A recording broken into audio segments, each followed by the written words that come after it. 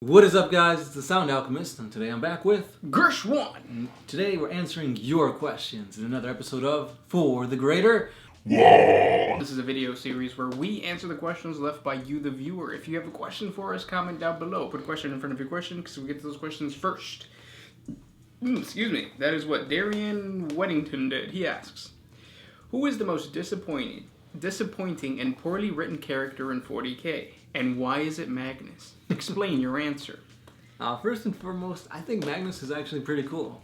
Like, he was the one chosen to be the one to sit on the throne instead of the Emperor. He uses freaking psychic stuff.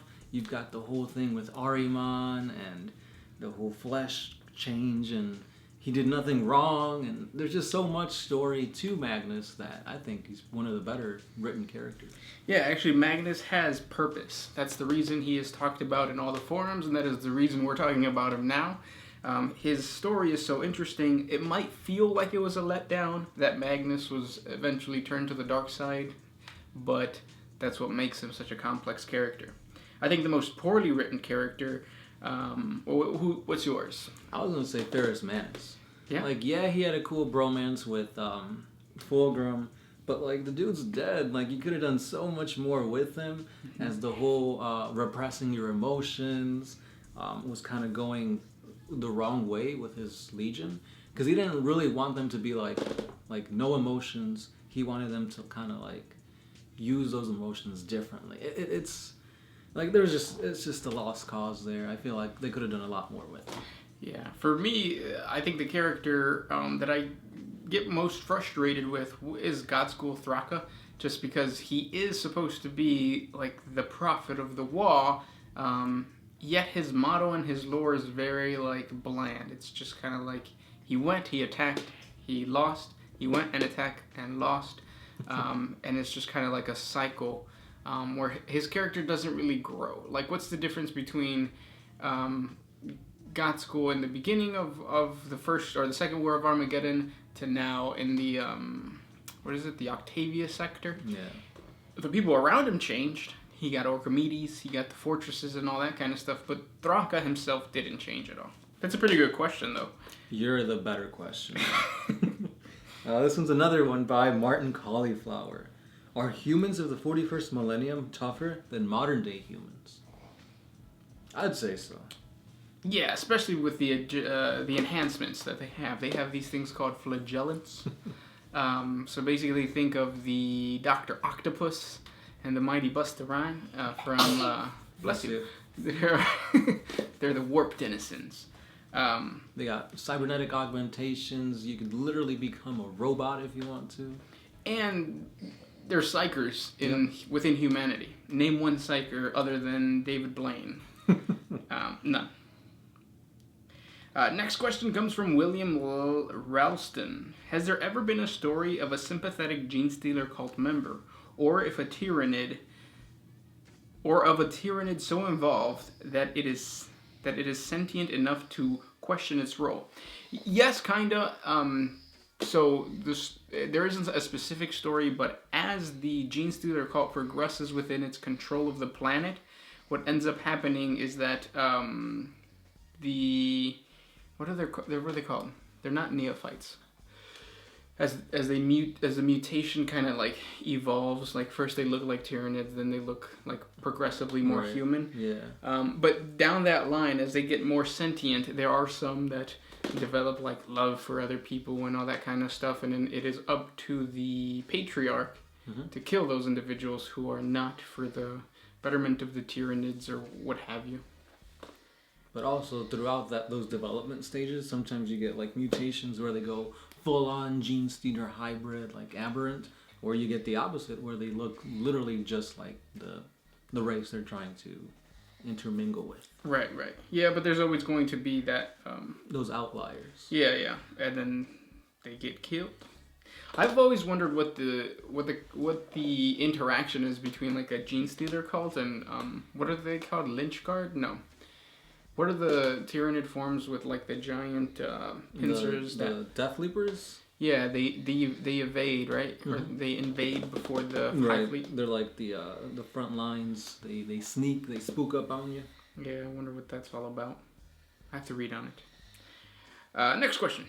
This was not a question, but it's kind of talking about one of the questions we did in the previous one. And you guys are saying that the Black Rage is not a mutation of the gene seed, it's actually a disorder. Or not a disorder, it's like a mental backlash. And you're 100% right. I don't know why I didn't say it. I was thinking about it, but yeah, the Black Rage happened when Sanguinius died. A psychic backlash went all throughout the Blood Angel Legion, and that's why they have the Black Rage. Yeah. But I still don't think that the Black Rage would go away if Sanguinius came back. I think that's what we decided on, right? Yeah, because I mean, if it already happened, so like, him coming back won't really undo it. Exactly. Next question comes from the Senate 2, the Clone War attacks, or the Clone Man attacks. Why does GW hate me so much? I cannot be held responsible for anything I may have done in the excess in a past life. So you have a picture of Senator Palpatine, so I'm going to guess you are acting as Senator Palpatine, asking GW why GW hates Senator Palpatine, and the answer is because Star Wars is much more popular than GW, or 40K, when in reality 40K is way more extensive and way more in-depth. Or is that the word? I don't know, because there's an argument for both. I feel, though, that out of Star Wars and 40K, world building wise, 40K has done a fantastic job, better than Star Wars, because of the fact that each one of you is a world builder for 40K. Whereas, like, in Star Wars, you have to stick to... like your named characters? Yeah. And the whole Jedi idea is such...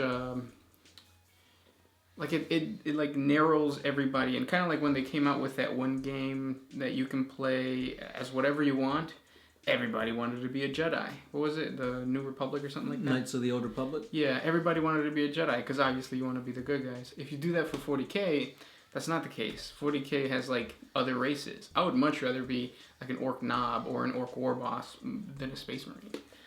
But yeah, I see your point, but I still feel like there's a lot of different avenues that you can explore in the Star Wars universe that it's a little bit convoluted in 40K. Such as you can be like a... what are those guys called? a rogue... like kind of like a rogue trader in a way, and I guess that's your way of navigating the Star Wars universe without being like one of those big name characters like Rey, Kylo Ren, Luke Skywalker, that kind of thing. Yeah. They should have set that game, I think, was in the Old Republic. They should have set that game during...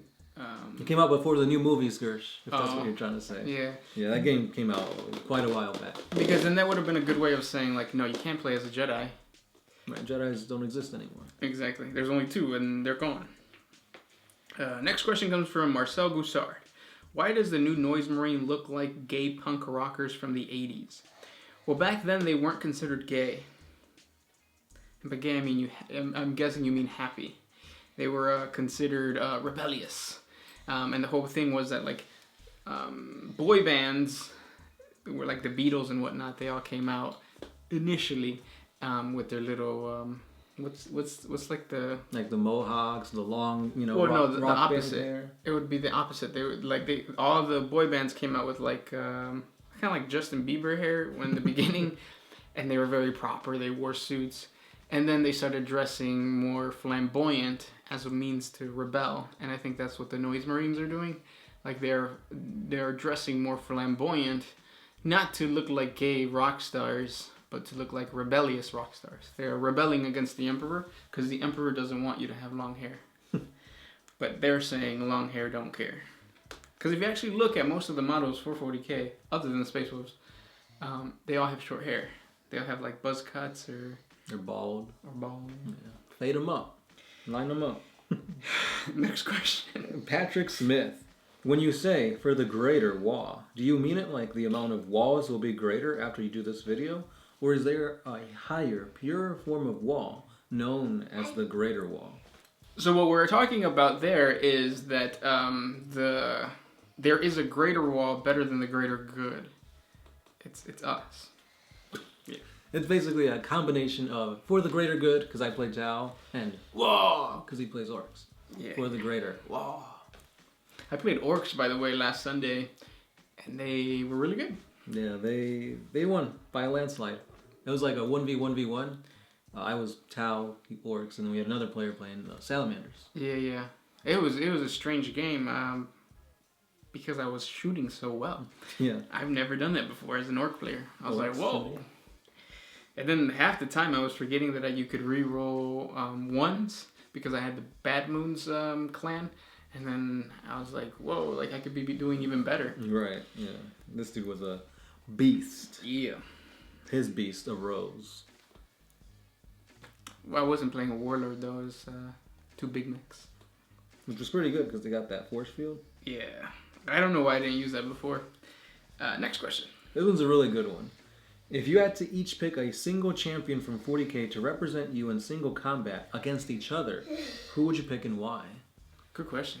That's like a trial by combat. I guess it depends on who the other person would choose. Who would you choose? Nah, I'm not going for it. Because that's really what it comes down to, right? All right. Do you have somebody in mind? We'll say it at the same time. Well, how about this? Well, no, that'll be kind of narrowing it down. You can pick any champion from any time. Okay, fine. Yeah. Go. 1, 2, 3. The Emperor. Damn it. I was going to say the same thing. All right. He wins. Besides the Emperor, because that's like saying, I pick No Chaos Gods either, then. no Chaos Gods, no Catan, nothing like that. Just regular, like... I think we can pick Catan Shards. We just can't pick... I picked 12 Catan. Or you can't pick what's-his-face from Mars. Oh, the Void Dragon. The Void Dragon. You can't pick that guy. All right. I got somebody in mind. You ready? Yeah. 1, 2, 3. Trajan the Infinite. Right. Trajan the Infinite against Drago. I think that'd be a good one. Yeah. Because as Trajan...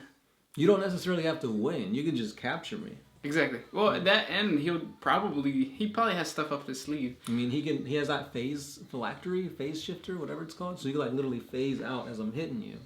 Yeah. I have a feeling he's just gonna open up his thing and then like out of nowhere like mercenaries are gonna come charging at Kaldor. Yeah, that's true. But then again, Kaldor is like OP. He literally defended like a gate for like a week straight against a horde of demons, nonstop by himself. Comment down below, who do you think... Oh, we should put a little poll. We're going to put a poll up here or over there.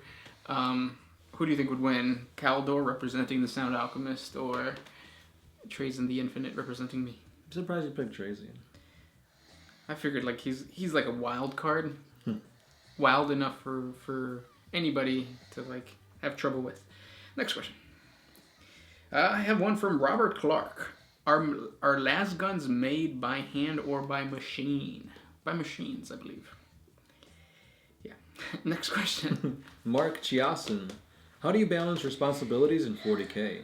I have thrown money at 40K and I still haven't completed painting a single model. And I started 4 years ago.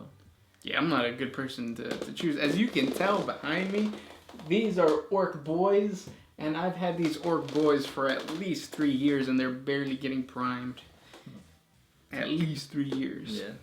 40K is a labor of love. Like, you got to put pretty much everything into it. Because you got to get the money to buy the stuff. You got to get the codex to know what the stuff is. You got to get the rule book to know how to play. You got to paint. You got to clip. You got to do a lot. So, it's all about time management. Your next question comes from C.S. Franklin. Would you recommend...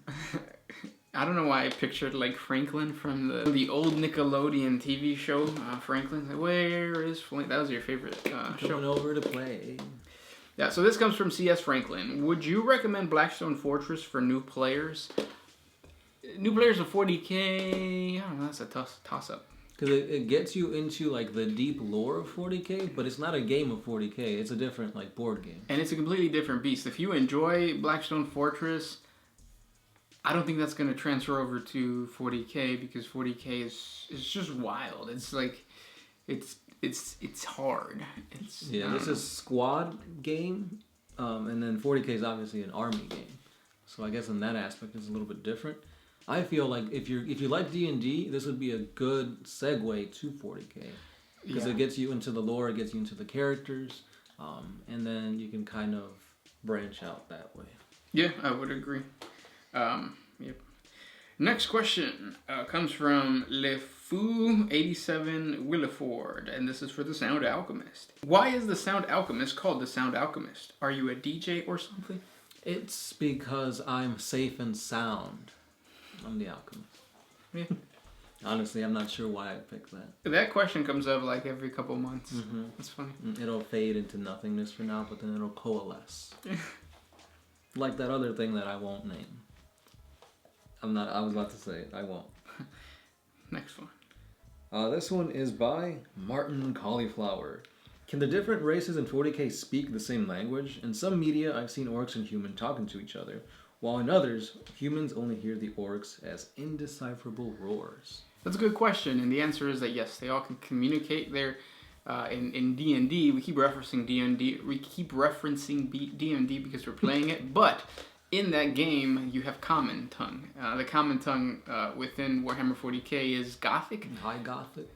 Yep. Or is it just Gothic? But I think it's just Gothic, because the Orcs speak Low Gothic. The Eldar can communicate in High Gothic with other Imperial people, and then the Imperium speaks Gothic. And then as far as like any other race, like the Necrons, they actually have devices that can decipher the language of whoever they're speaking to, and then they can just speak to them. But then again, it's only the Necron Lords that actually communicate. So with the Tau and the whole speech thing, it's a little different because they actually use their, I want to say it's the water caste as diplomats, and they're the ones that are in charge with translations and basically making sure that everybody's on the same page. Is it true they speak through their slit? Some say that. But it's not true. They speak through their hooves. They click them. And then last question from Ray042. Why is Papa Smurf Calgar being upgraded to a Primaris? This is a good question, and I think what's going to end up happening is that we're going to see that all name characters, all special name characters, are going to turn Primaris. The reason for that is because he's still a playable character, and I know that no Space Marine player would want to play a old school looking Space Marine when all your Primaris look way better. Right. It's the whole thing of a true scale to the old school stuff. So it's going to look a little weird where all your Primaris are like big and like proportionate.